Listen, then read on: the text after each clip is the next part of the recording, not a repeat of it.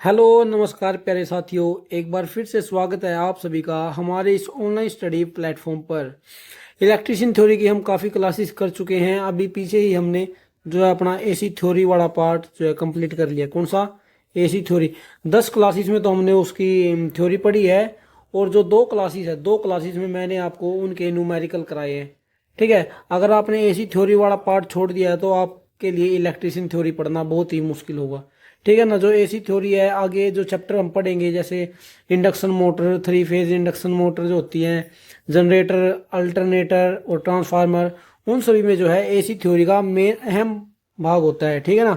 इसलिए उन सभी चैप्टर को पढ़ने के लिए एसी थ्योरी का पढ़ना बहुत जरूरी होता है। ठीक है। और जो उसमें न्यूमेरिकल्स कराए हैं मैंने, वो भी बहुत इंपॉर्टेंट है, सभी फॉर्मूले वाइज पर हैं। ठीक है ना। और आज की इस क्लास में हम कुछ यूनिट्स, क्या यूनिट्स और फॉर्मूले करने वाले हैं। यूनिट्स और फॉर्मूले पढ़ने वाले हैं। ठीक है ना। जितने भी मैंने अभी तक आपको इलेक्ट्रिशियन थ्योरी में फॉर्मूले पढ़ाए हैं, आज एक बार फिर से उन सभी की ना हम रिवीजन करने वाले हैं। ठीक है ना। तो इस क्लास को ना शुरुआत से लेकर अंत तक देखते रहिए। चलिए शुरुआत करते हैं। शुरुआत करने से पहले दो लाइनें। संघर्ष ही जीवन का सार है, इसके बिना कोई सफलता नहीं मिलती। Struggle is the essence of life, without it no success is possible.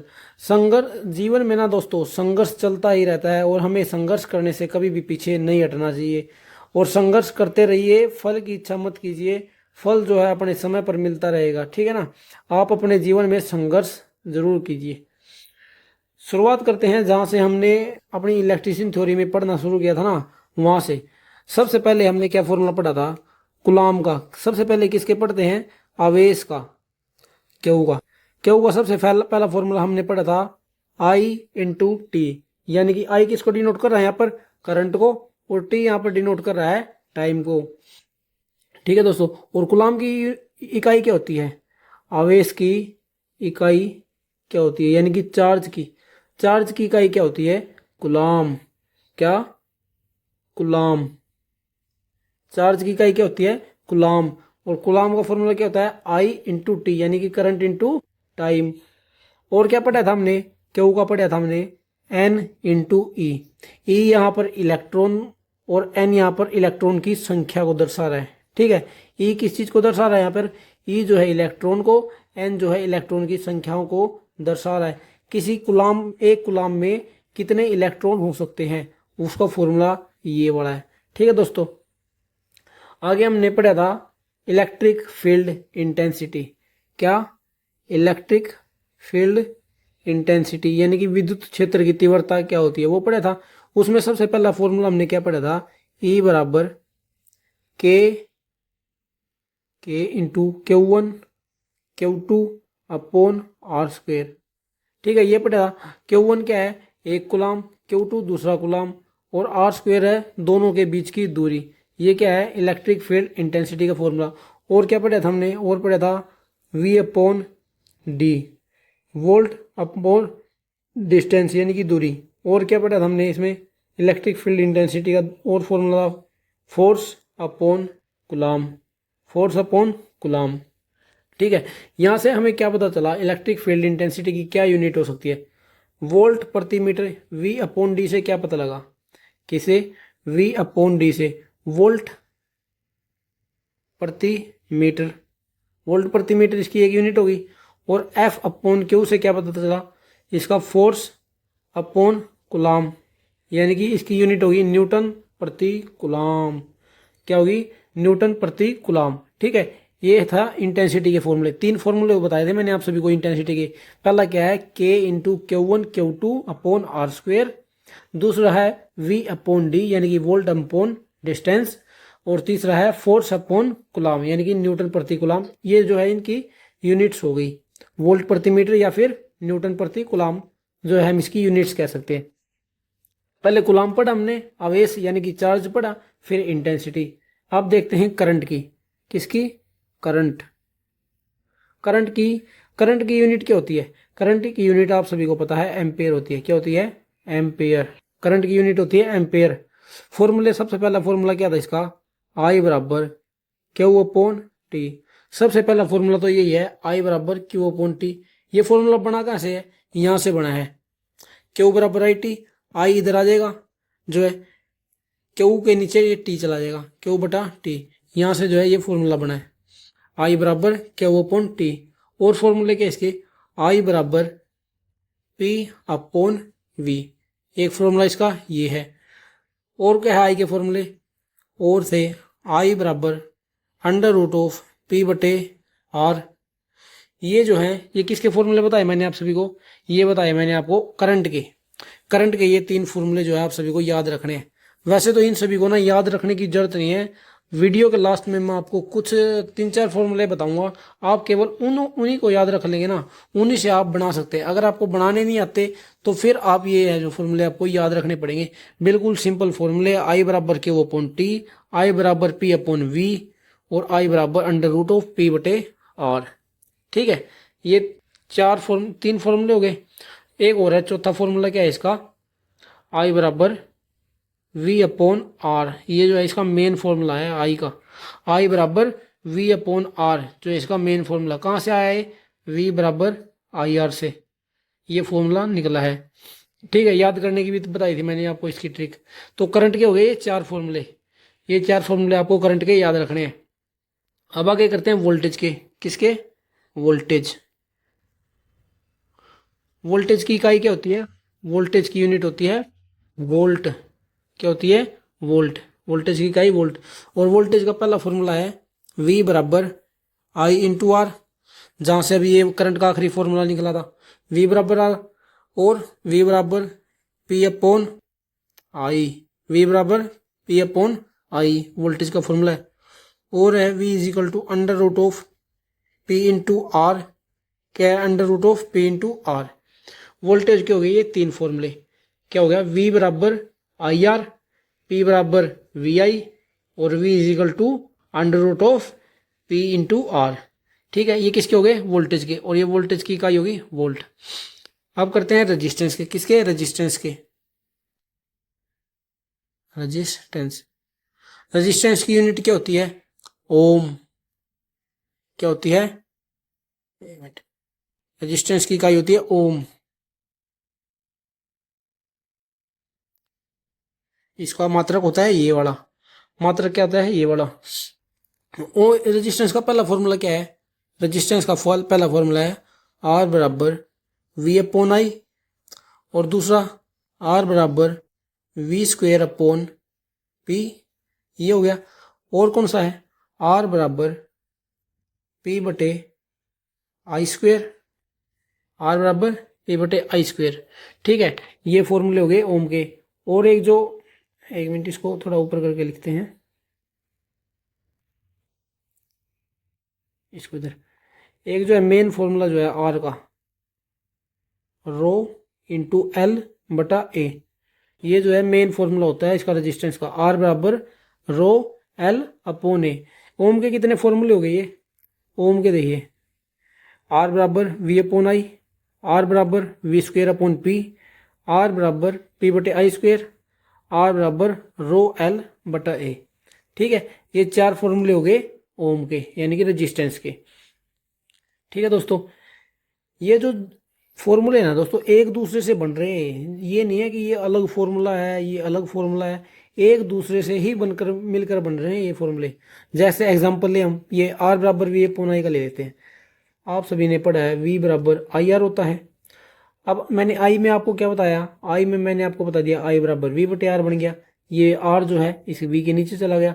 अब आर में क्या पढ़े हमने, आर में आर बराबर वी, ये आई जो है ये वी के नीचे चला जाएगा, आर बराबर वी अपॉन आई बन गया। अब और एग्जांपल देख लेते हैं, ये देखिए आर बराबर वी बटे पी, वी स्क्वेयर बटे पी, फॉर्मूला होता है इसका टी बराबर वी इंटू आई, पहले ये भी होता है, चलो इसको ना बाद में ही समझते हैं जब हम पावर के करेंगे। अब ना हम पावर के देख लेते हैं, फिर आपको सब कुछ क्लियर हो जाएगा। किससे करते हैं, पावर, या फिर हम कह सकते हैं शक्ति, शक्ति की इकाई क्या होती है, वाट, क्या होती है, वाट। ठीक है, पावर की इकाई क्या होगी, वाट।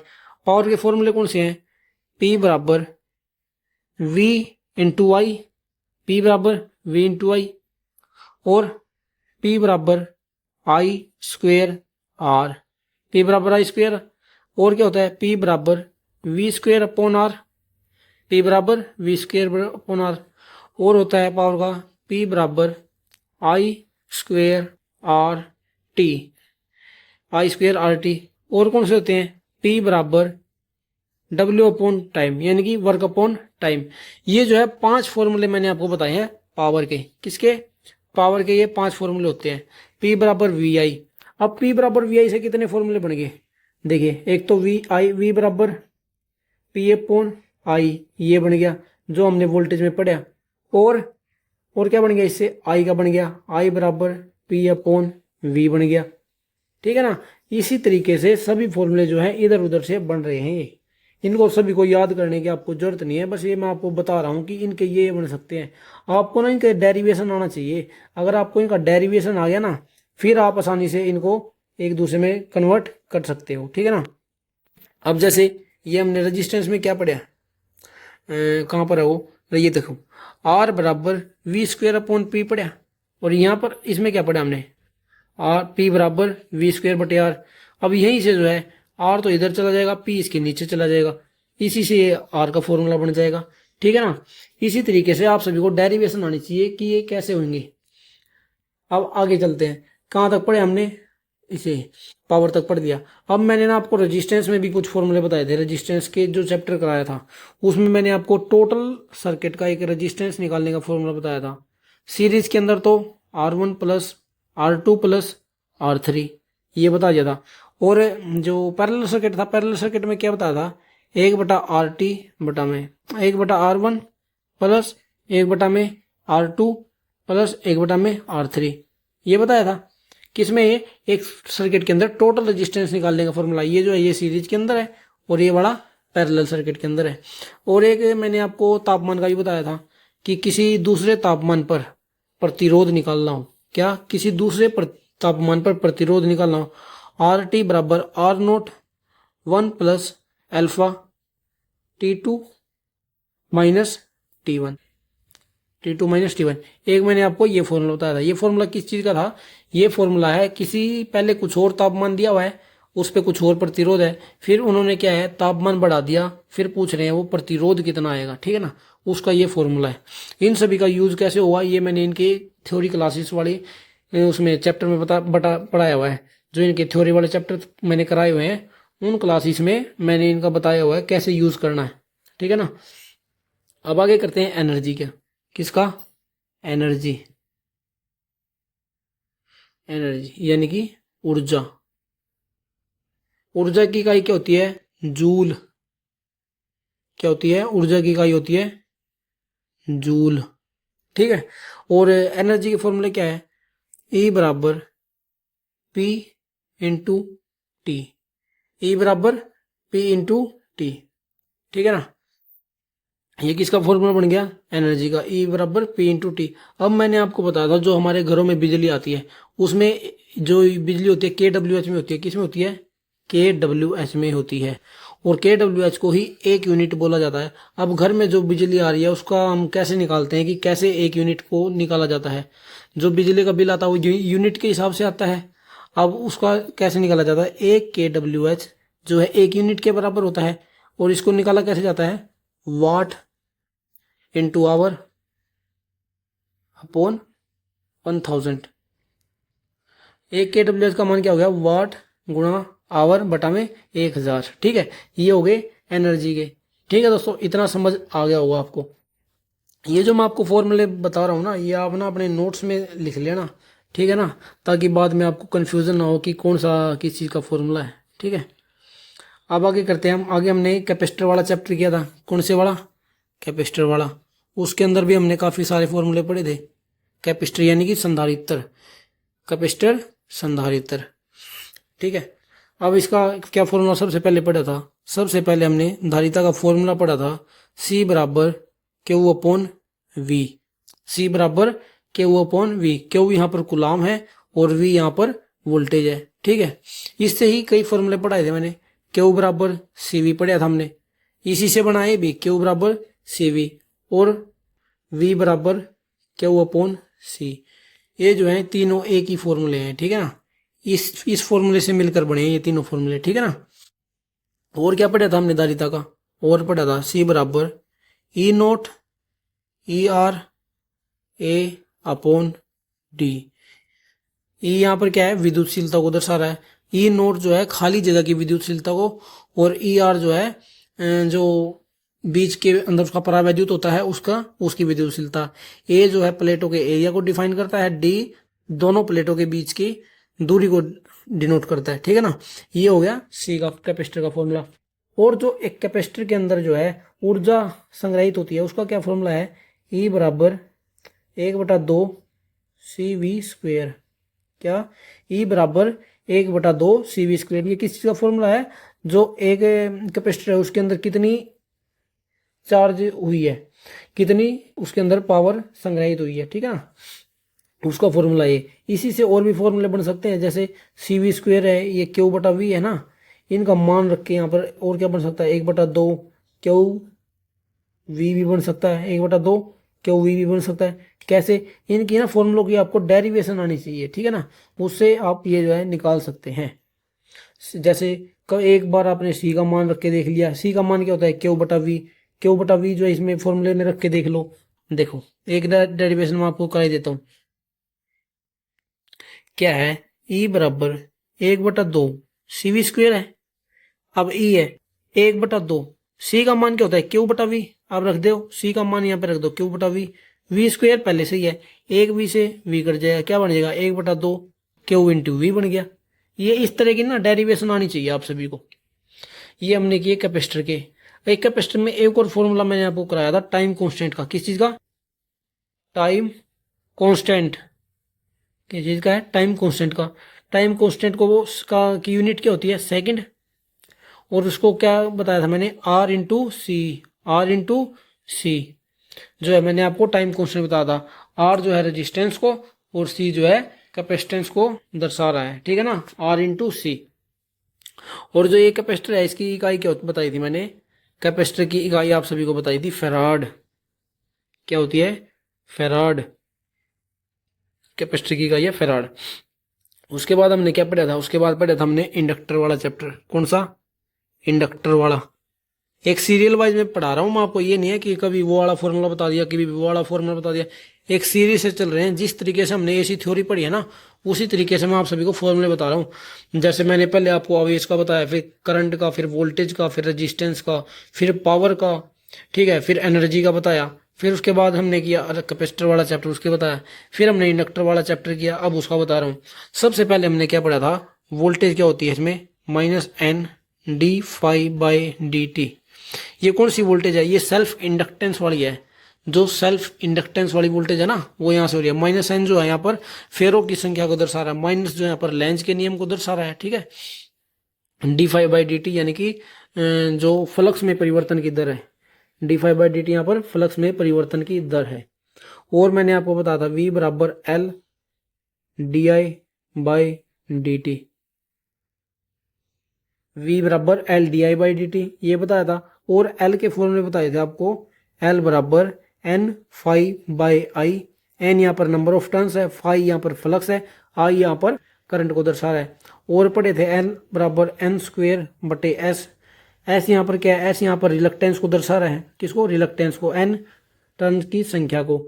और L के और भी पढ़ा था हमने, एक और था μ0 μr A n² μ0 यहाँ पर क्या है, यहाँ पर है चुंबकशीलता। चुंबकशीलता को μ0 μr दर्शा रहे हैं। ए जो है एरिया को, एन नंबर ऑफ टर्न्स को, एल जो है लंबाई को, इंडक्टर की लंबाई को दर्शा रहा है एल, ठीक है। ये सभी फॉर्मूले जो आपको याद रखने हैं। और क्या बताया था मैंने इसमें, इंडक्टर वाले चैप्टर में आपको पढ़ाया था एक एस वाला, यानी कि रिलक्टेंस का भी बताया था। रिलक्टेंस का क्या पढ़ाया था, एल बराबर म्यू ए। एल बराबर म्यू इंटू ए, एल बटा म्यू इंटू ए, ठीक है। ये किसका फॉर्मूला है, रिलक्टेंस का, याद रखना है, किसका, रिलक्टेंस का। और क्या पढ़ा था इसमें, और पढ़ा था एक म्यूचुअल इंडक्टेंस वाला भी टॉपिक आया था इसके अंदर, क्या, म्यूचुअल इंडक्टेंस है। उसका क्या फॉर्मूला बताया था मैंने, m बराबर के L1 इंटू L2, यानी कि के यहाँ पर क्या है, के यहाँ पर कपलिंग फैक्टर है। क्या? कपल फैक्टर, यानी कि युग्मन गुणांक। युग्मन गुणांक यानी कि दो प्रेरकत्वों के बीच के जोड़ को कौन दर्शाता है? के, यानी कि कपलिंग फैक्टर। और म्यूचुअल इंडक्टेंस क्या होता है? यानी कि एक प्रेरकत्व के कारण दूसरे प्रेरकत्व में जो इंडक्टेंस पैदा होता है उसी को हम म्यूचुअल इंडक्टेंस कहते हैं। ठीक है, L1 यहाँ पर पहला प्रेरकत्व है, इंडक्टर है, दूसरा L2 यहाँ पर दूसरा इंडक्टर है। ठीक है, उनके संबंध को m बराबर के under root of L1 into L2 दर्शा रहा है। अब एक इंडक्टर के अंदर क्या है? अब एक इंडक्टर के अंदर कुछ ऊर्जा संग्रहित होगी, एक इंडक्टर के अंदर कोई ऊर्जा संग्रहित होगी। वो उसका फॉर्मूला क्या है? E बराबर 1/2 Li²। जिस तरीके से कैपेसिटर के अंदर ऊर्जा संग्रहित होती है उसी तरीके से इसमें भी होती है। उसमें इंडक्टर में, कैपेसिटर में क्या पड़ा है? 1/2 CV², और इंडक्टर में 1/2 Li²। ठीक है, इसके अंदर भी मैंने आपको टाइम कांस्टेंट बताया था। क्या बताया था? Time constant. टाइम कांस्टेंट पढ़ाया था रजिस्टर उसके कैपेसिटर के अंदर, तो R इंटू सी था। लेकिन जो इंडक्टर है, इंडक्टर के अंदर होता है L/R। L/R क्या है? Time constant. और टाइम कांस्टेंट की यूनिट क्या होती है? सेकंड। टाइम कांस्टेंट की यूनिट होती है सेकंड। और जो इंडक्टर है, इंडक्टर की यूनिट क्या होती है? इंडक्टर की यूनिट होती है हेनरी। याद रखना ये बात, इंडक्टर की यूनिट क्या होती है? हेनरी होती है। बहुत इंपॉर्टेंट है ये भी। अब उसके बाद हमने कौन सा चैप्टर किया था? एसी थ्योरी वाला। कौन सा? AC theory. ठीक है, अब एसी थ्योरी में भी हमने काफी सारे फॉर्मूले पढ़े थे। सबसे पहले तो हमने फ्रीक्वेंसी को ही देखा था। फ्रीक्वेंसी क्या होता है? 1/T होता है, और टी क्या होता है? 1/F होता है। ठीक है, ये एक दूसरे के अपोजिट में रहते हैं, फ्रीक्वेंसी और टाइम। और उसके बाद हमने IRMS का मान पढ़ा। किसका? IRMS। IRMS क्या था?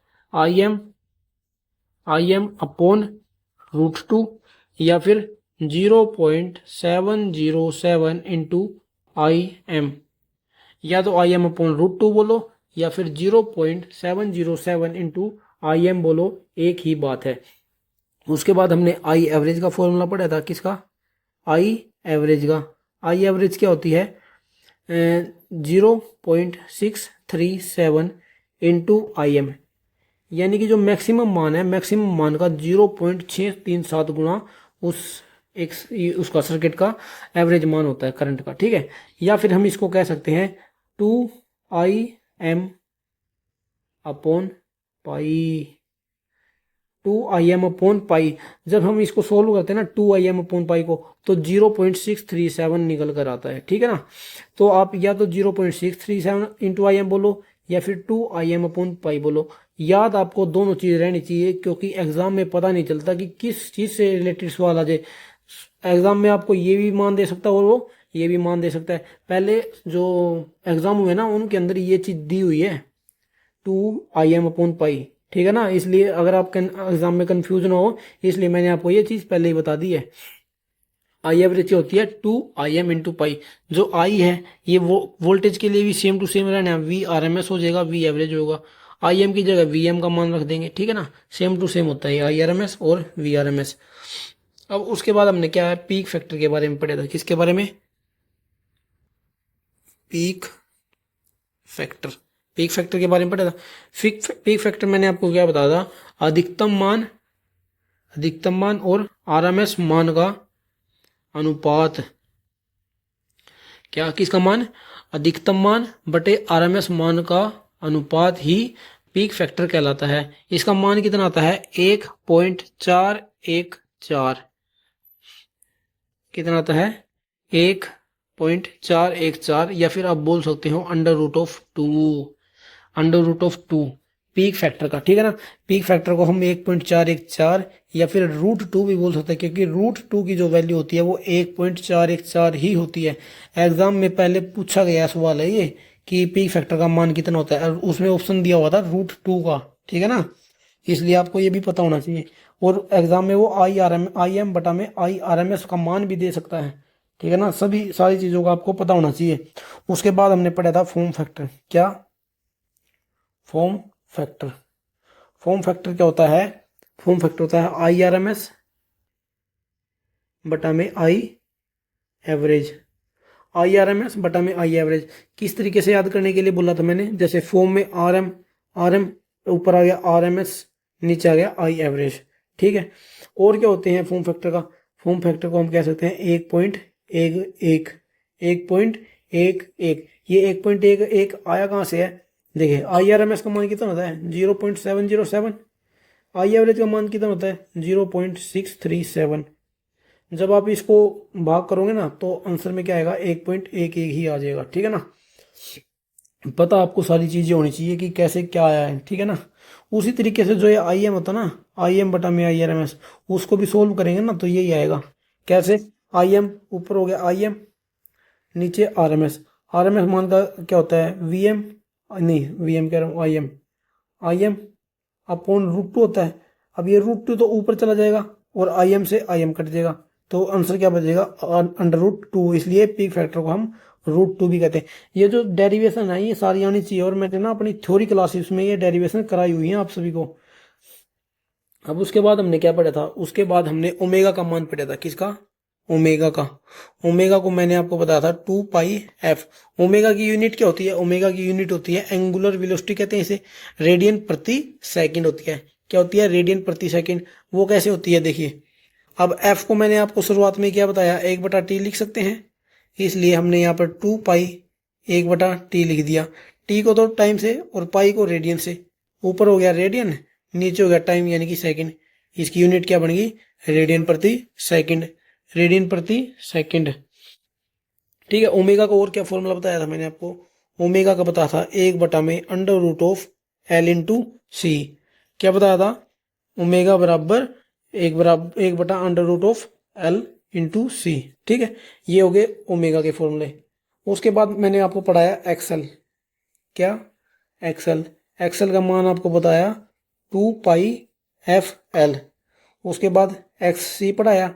एक्स सी का पढ़ाया 1/2πfC। ठीक है। ये किसके बाद पढ़ाए मैंने? एक्सल और एक्स सी के। एक्सल और एक्स सी।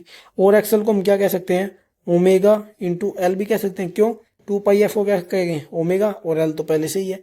और इसी तरह इसको एक्स सी को कह सकते हैं ओमेगा इंटू सी। ओमेगा इंटू सी भी हम इसे कह सकते हैं। और क्या पढ़ाया था मैंने आपको? जेड का मान बताया। एक टोटल सर्किट के अंदर, एक एसी सर्किट के अंदर जेड का मान कैसे निकालते हैं? √R² प्लस एक्स का स्क्वेयर। जेड का मान क्या बताया मैंने आपको? √R² plus x square. ये कौन से है? एसी सर्किट का। एसी सर्किट में जो है कैपेसिटिव रिएक्टेंस और इंडक्टिव रिएक्टेंस निकालने के लिए होता है ये जेड का इस्तेमाल। ठीक है। और क्या पढ़ा है मैंने? और पढ़ाया बी इंटू एल का। बी इंटू एल क्या होता है? 1/XL। बी सी क्या होता है? 1/XC। 1/XC। अब यहाँ पर आप अपने आप एक्सएल का मान रख देना और एक्ससी का मान रख देना। उसी तरीके से आपका बीएल और बीसी का भी मान निकल कर आ जाएगा। और इसमें वाई का मान क्या पढ़ाया था? वाई का पढ़ाया था G² प्लस B²। आर का उल्टा तो जी हो गया और एक्स का उल्टा बी हो गया। ठीक है। यहां से हो गया वाई का मान निकल कर आ गया। ठीक है। इतना आप सभी ने पढ़ा था। अब उसके बाद हमने क्या पढ़ाया था आपको? आरएलसी सर्किट के अंदर पावर। क्या? पावर यानी कि शक्ति। 3 तरीके की शक्ति बताई थी आपको। एस यानी कि जो पूरे सर्किट की पावर होती है उसको एस से लिखते हैं। उसका फॉर्मूला क्या होता है? वी इंटू आई। इसकी यूनिट होती है केवीए। एस आभासी शक्ति। फिर बताई थी एक्टिव पावर यानी कि पी। क्या? Active power. इसको बताया था V into I cos phi. VI cos phi. इसकी यूनिट क्या बताई थी? KW यानी कि किलोवाट। उसके बाद बताई थी रिएक्टिव पावर। क्या? रिएक्टिव पावर या फिर अभिक्रियाशील शक्ति। उसकी बताई थी VI साइन फाई। अब इसको लिखते हैं KVAR। एग्जाम में पहले आया हुआ सवाल है कि जो रिएक्टिव पावर है, रिएक्टिव पावर की यूनिट क्या होती है, उसको किस तरीके से लिखा जाता है? ऑप्शन में आया हुआ था KVAR। KVAR जो एक सर्किट की टोटल पावर होती है वो होती है आभासी शक्ति, यानी कि एस को ऐसे लिखे जाते हैं। और जो एक जो केवल रेजिस्टेंस के द्वारा यूज की जाती है वो शक्ति, वो होती है एक्टिव पावर। और जो इंडक्टर और कैपेसिटर के द्वारा यूज की जाती है वो होती है रिएक्टिव पावर। क्या रिएक्टिव पावर? रिएक्टिव पावर का क्या होता है? KVAR से लिखा जाता है। और जो एक्टिव पावर है उसको KW से, और एक आभासी यानी कि एपरेंट पावर को KVA से लिखा जाता है। ठीक है दोस्तों, इतना समझ आ गया होगा। उसके बाद मैंने आपको बताया पावर फैक्टर क्या होता है। क्या? Power factor. पावर फैक्टर होता है कोस फाई। कोस फाई यानी कि करंट और वोल्टेज के बीच के एंगल को ही हम पावर फैक्टर क्या कहते हैं? क्या कहते हैं? Power factor. किसको? करंट और वोल्टेज के बीच के एंगल को ही पावर फैक्टर कहते हैं। और पावर फैक्टर क्या बताया था आप सभी को? R/Z। R/Z। और पावर में पूछे तो P/S। P/S। इन सभी की ना डेरिवेशन मैंने अपनी थ्योरी क्लासेस में कराई हुई है। अगर आपने वो क्लास नहीं देखी है तो वो क्लास भी आप देख लीजिए। आप सभी को ये सारे फॉर्मूले जो है चुटकियों में याद हो जाएंगे। आपको रटने की जरूरत नहीं है। जो फॉर्मूले हैं इनको रटने की जरूरत नहीं, इनको समझने की जरूरत है। और समझोगे कैसे? वो मैंने अपनी थ्योरी क्लासेस में अच्छे तरीके से समझाया हुआ है। ठीक है, उन क्लासेस से आप समझ सकते हैं। एक सर्किट के अंदर टोटल वोल्टेज कैसे निकाली जाती है? यानी कि VS। VS का मान कैसे निकालोगे? √Of VR² plus VL minus VC का होल स्क्वायर। एक RLC सर्किट के अंदर जो है सोर्स वोल्टेज का मान कैसे निकाला जा सकता है? √Of VR² plus VL minus VC का होल स्क्वायर। अगर केवल RL सर्किट है उसके अंदर निकालोगे VR² plus VL²। RL circuit में। और बात करें RC सर्किट की, RC सर्किट में क्या कर सकते हैं आप? √ऑफ VR² प्लस VC का स्क्वेयर। VC का स्क्वेयर।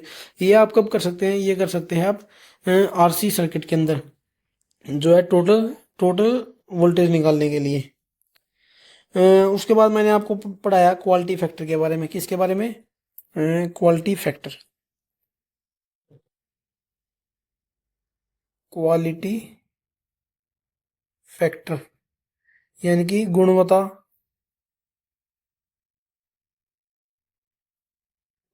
कारक के बारे में। किसके बारे में? क्वालिटी फैक्टर के बारे में। मैंने आपको बताया था कि इंडक्टर के अंदर वोल्टेज बटा में रेजिस्टेंस के अंदर वोल्टेज, या फिर कैपेसिटर के अंदर वोल्टेज, या फिर रेजिस्टेंस के अंदर वोल्टेज। ठीक है ना? ये मैंने आपको क्वालिटी फैक्टर के फॉर्मूले बताए थे। और फॉर्मूला भी बताया था मैंने क्वालिटी फैक्टर का। सीरीज सर्किट के अंदर 1/R √L/C। ये किसके अंदर है? सीरीज सर्किट के अंदर।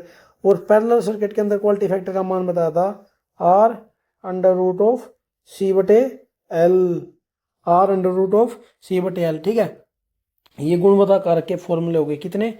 ये 3 फॉर्मूले हो गए गुणवत्ता कारक के। एक तो VL/VR या फिर VC/VR। और सीरीज सर्किट के अंदर 1/R √L/C। और पैरेलल सर्किट के अंदर Q बराबर R √C/L। ये किसके फॉर्मूले हो गए? क्वालिटी फैक्टर के। उसके बाद मैंने आपको पढ़ाया रेजोनेंस फ्रीक्वेंसी। किसके बारे में? रेजोनेंस फ्रीक्वेंसी के बारे में। रेजोनेंस फ्रीक्वेंसी का तो फॉर्मूला आप सभी को कति दिमाग में बैठ गया होगा, याद हो गया होगा, क्योंकि हमने रेजोनेंस फ्रीक्वेंसी के ऊपर न्यूमेरिकल भी किए हुए हैं। क्या होता है? 1/2π√L/C। और ये तो याद करने की भी जरूरत नहीं है, इसके तो डेरिवेशन मैंने इतनी अच्छी तरीके से कराया है ना कि रेजोनेंस फ्रीक्वेंसी का मान कैसे निकाला जाता है। इसका डेरिवेशन इतनी अच्छी तरीके से मैंने अपनी थ्योरी क्लासेस में कराया है, याद करने की भी जरूरत नहीं है। अगर आप एग्जाम में याद भी ना हो ना, तो जिस तरीके से मैंने आपको डेरिवेशन कराया है, अगर वो आपको पता है कि कैसे किया है, तो आप एग्जाम में बैठ के भी इसका डेरिवेशन कर सकते हो और कोई ज़्यादा टाइम नहीं लगा। एक बार फिर से एक्सएल बराबर एक्सी का पता है ना आपको, तो आप आसानी से रेजोनेंस फ्रीक्वेंसी का मान निकाल सकते हैं। एक्स क्यों एक्सएल बराबर एक्सी होता है रेजोनेंस की कंडीशन में? उस वहीं से आप रेजोनेंस फ्रीक्वेंसी का मान निकाल सकते हो। उसके बाद मैंने आपको पढ़ाया बैंड विड्थ। क्या?